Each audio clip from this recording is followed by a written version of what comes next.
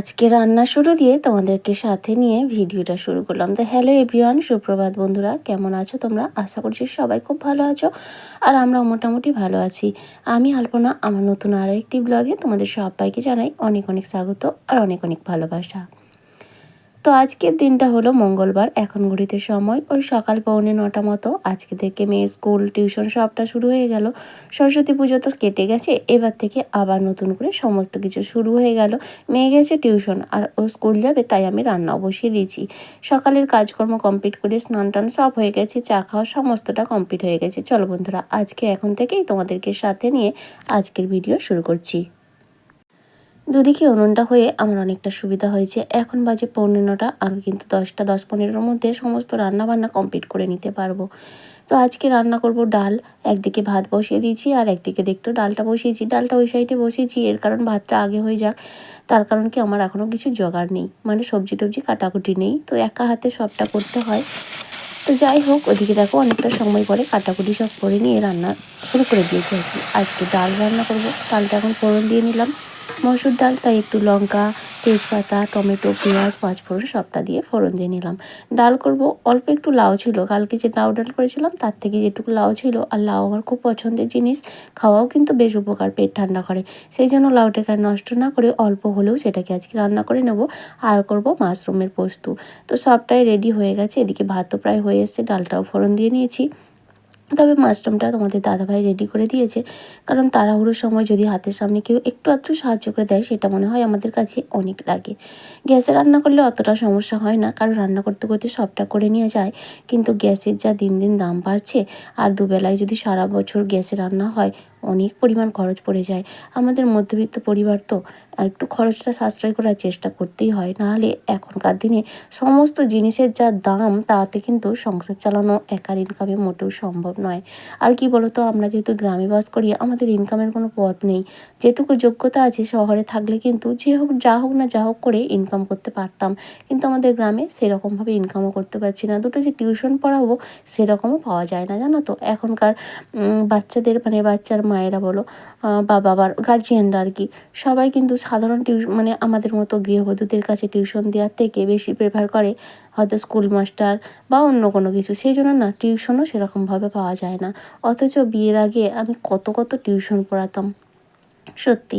যাই হোক, অনেকটা সময় পরে দেখা হচ্ছে, মানে রান্নাবান্না সবটা কমপ্লিট করে নিয়েছি। ওদিকে মেয়েকে স্নান টান করে খেতেও দিয়ে নিয়েছি, আর এদিকে ওর টিফিনটাও রেডি করে দিলাম। পাস্তা বানিয়েছিলাম। তারপরে সকালের খাওয়া দাওয়াটা কমপ্লিট করে নিয়ে এখন উনুনটা দেখো লেপে নিচ্ছি, পরিষ্কার করে নিচ্ছি আর কি। রান্না যেহেতু হয়েছিল, এখনও কিন্তু ঘরের কাজকর্ম সবটাই পড়ে রয়েছে। আর এই উনুনে রান্না করলে কিন্তু অনেকটা পরিশ্রম করতে হয়, কারণ এই যে উনুন লেপা, তারপরে হাঁড়ি কড়াই কালি হয়ে যায় সেগুলো মুছতে, উনুনের জ্বালানি রেডি করতে, এবং সবটা তাড়াহুড়ো করে রান্নাবান্না করতে বা যোগাড়যন্ত্র করতে অনেকটা দেরি হয়ে যায়, কষ্টও হয়ে যায়। কিন্তু ওই যে পরিশ্রমের মাধ্যমেই চেষ্টা করি দুটো সাশ্রয় করার আর কি। একটু যদি কষ্ট আমি করি, আমার একটু সাশ্রয় হবে, এই ভেবেই আর কি পরিশ্রম করি। চলো, উনুনটা লেপা হয়ে গেল, এখন চলে যাব ঘরে। চলে এসেছি ঘরে। এখন এই যে বিছানাটা গুছিয়ে নেব। সকাল থেকে ওদিকের কাজকর্ম করতে ঘরের কাজ কিন্তু হয়ে ওঠেনি। হ্যাঁ, আর যেটা বলছিলাম, ওই বাড়িতে বসে কিছু করব সেরকম কিছু করার নেই। কিছু করতে হলে আমাকে বাড়ির বাইরে বেরোতে হবে। আর যেহেতু আমার একার সংসার, বাইরে বেরিয়ে কিছু করার মতো মানে সময়, মানে সুযোগ আমার নেই। তা নাহলে তো আমি নিজেই আমার নার্সিংটা করতে পারতাম। কিন্তু সেহেতু আমার সংসারে আর কেউ নেই, মেয়েকেও দেখার কেউ নেই, তাই সবটা আমাকে সামলাতে হওয়া, সেটা কিন্তু কিছুতেই পারছি না বাড়ির বাইরে গিয়ে করতে। তো সেই জন্যই একটু সমস্যা আর কি। আর চলো, ওই সমস্যা জানি না কবে সমাধান হবে। তো যাই হোক, চলো, যেভাবে চলছে সেটাকেই চেষ্টা করি একটু সাশ্রয় করে একটু বুঝে চলার। সেই কারণেই বিছানাটা গোছানো হয়ে গেল, আর লেপটা আজকে সেই ঘরে করে দিয়ে এসেছি, কারণ ওটার আর প্রয়োজন নেই। সময় সুযোগ করে রোদ দিয়ে তারপরে ওই জিনিসটাকে গুছিয়ে দেবো। বেশ গরম পড়ে গেছে, রাতের দিকে ঠান্ডা আর দিনের বেলা প্রচণ্ড গরম। বিছানাটা সুন্দর করে গুছিয়ে নিয়েছি, এখন ব্ল্যাঙ্কেটটাও ছোটো করে ভাঁজ করে রেখে দিচ্ছি। সকালে রান্নাবান্না হয়ে গেলে একটা জিনিস ভালো, তারপর সারাদিন টুকটুক করে কিন্তু অনেক কাজকর্ম করা যায়। রান্নাটাই অনেক বড় কাজ, অনেকটা সময় সাপেক্ষ। সেই জন্য মনে হয় ওই কাজটা হয়ে গেলে আর কোনো কাজই নেই মনে হয়, তাই না? তো আমার তো এটা মনে হয়। তোমাদের কার কার মনে হয় কমেন্ট করে জানিও তো। চলো, বিছানাটা আমার গোছানো হয়ে গেল, বালিশগুলোও ঠিকঠাক করে রেখে দিয়েছি। তবে বেডশিটটা চেঞ্জ করার মতো হয়ে গেছে, আর 2-3টে দিন যাক, তারপরে বেডশিটটা চেঞ্জ করব। আসলে এখন এই কয়েকদিন একটু বেশ ভালো যাচ্ছে, মানে ওয়েদারটাও খুব সুন্দর। দিনের বেলা বেশ ভালো, মানে খুব যে অতিরিক্ত গরম গরম তা নয়, তবে ভালো। আগে যেমন ঠান্ডা কনকন করতো, রোদের মধ্যে গিয়ে বসে থাকলে উঠতে ইচ্ছা করতো না, এখন আর সেইটা হয় না। তো চলো, বিছানা গোছানো হয়ে গেছে, এখন বাকি যে কাজগুলো রয়েছে টুকটুক করে করি। তারপরে না অনেক বাসন জমা হয়েছে, আজকে প্রচণ্ড পরিমাণ বাসন জমা হয়েছে, সেগুলো সব ধোবো জল আসলে। কারণ দেখলাম ড্রামে এক ফোঁটাও জল নেই যে ড্রাম থেকে ধুয়ে নেব, তাই জল আসার জন্য অপেক্ষা করতে হবে। তাই ভাবলাম তার আগে যে কাজগুলো আছে গুছিয়ে নিই। এই দুটো বিস্কুট আনা হয়েছে মেয়ের আর আমাদের চায়ের জন্য, তো বিস্কুটগুলোই এখন গুছিয়ে নিচ্ছি। সঙ্গে সঙ্গে হাত খালি আছে, এই মুহূর্তে যদি কাজগুলো না করতে পারি কাজগুলো পড়ে থাকে, তাই আমরা চেষ্টা করি যখন হাত খালি থাকে তখন কাজগুলো গুছিয়ে নিতে। কারণ যেহেতু অন্য কেউ নেই করার মতো, আমাকেই করতে হবে, তাই আমার সময় সুযোগ পিছিয়ে ফেলে রেখে লাভ নেই, কাজটা গুছিয়ে নিলেই কিন্তু ভালো। চলো, বিস্কুট দুটো গুছিয়ে নিয়ে কিছু জ্বালানি কেটেছি এর মাঝে অফ ক্যামেরায়, সেগুলোকে নিয়ে এসে না চালের মধ্যে রোদে ফেলে রেখে দেবো। এই যে বললাম না, আমাকেই তো সবটা রেডি করতে হয়, তবে যেটা করতে পারি না সেটাকে তোমাদের দাদাভাইকে দিয়েই করাতে হয়। কিন্তু সেহেতু পুরুষ মানুষ সবসময় বাড়িতে থাকে না আমার এইসব জোগাড় করে দেওয়ার মতো, তো সেই জন্য আমাকেই সময় সুযোগ বুঝে করতে হয়। প্রত্যেক দিন একটু একটু করে করি, কারণ একদিনে অনেকটা সময় দিয়ে করতে পারি না। তো ওদিকের কাজকর্মগুলো গুছিয়ে জল আসতে অনেকটা সময় বাকি আছে দেখলাম, তাই এই যে নারকেল ডাঁটাগুলো সেদিকে গাছ ছাড়ানো হয়েছিল, পাতাগুলো ছিলে ঝাঁটা বের করেছি। তারপরে টুকটুক করে জ্বালানিগুলো কেটে নিচ্ছি, আর প্রায় শেষের পথে 2-4টে আর ডাঁটা আছে ওইদিকে, সেগুলো আর একদিন বসলে কিন্তু আমার হয়ে যাবে। এখন এগুলোকে সুন্দর করে গুছিয়ে নিচ্ছি, নিয়ে গিয়ে আমার চালে ফেলে রেখে দেবো।